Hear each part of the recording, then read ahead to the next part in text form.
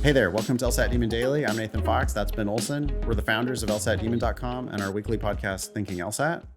Got an email here from M, who is currently studying for the LSAT. I had a 3.6 GPA in my undergrad, and I'm a lead associate at my retail job. Been there for 4 years, but that's the only experience I can really speak on in an application. I also had a brief internship in undergrad unrelated to law. I'm going to use this time to pursue some legal volunteering or interning possibilities.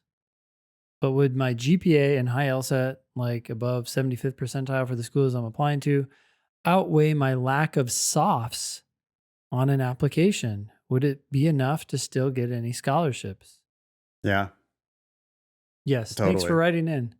K through JD is a huge, there are many applicants who do not have crazy work experience. Like their resumes they're not crazy because they just aren't old enough to have, they don't have like real world years of experience working at jobs. And you actually do, it sounds like, have a successful, at least retail career.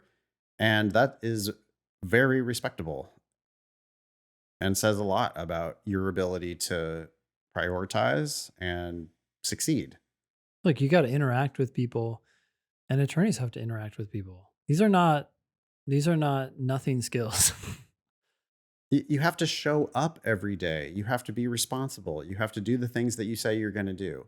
You apparently have a social security number and the ability to like get gainful employment in the United, like you probably file your taxes. I don't know. It says a lot when you say you are, a lead associate. Sounds like you probably weren't hired as a lead associate. You've probably gained that experience, responsibility, whatever that actually means. It's probably reflected on your resume because it probably shows up as an associate and then also now lead associate, which is fantastic. That all looks awesome. And far more importantly than any of that, you say your LSAT and your GPA are at the 75th percentile for the schools you're applying to. That's the thing that they're making their decision. Both admission and scholarships, they're making primarily on the combination of your LSAT and your GPA. I would go to lsatdemon.com/scholarships, put in your 3.6 and put in your whatever your LSAT is and hit estimate. And you should, you'll see your chances in last year's cycle of getting scholarships estimated at all those schools. We just take the American Bar Association public 509 data and we try to spit out like, well, okay, with those numbers, here's what you probably would have gotten at these schools.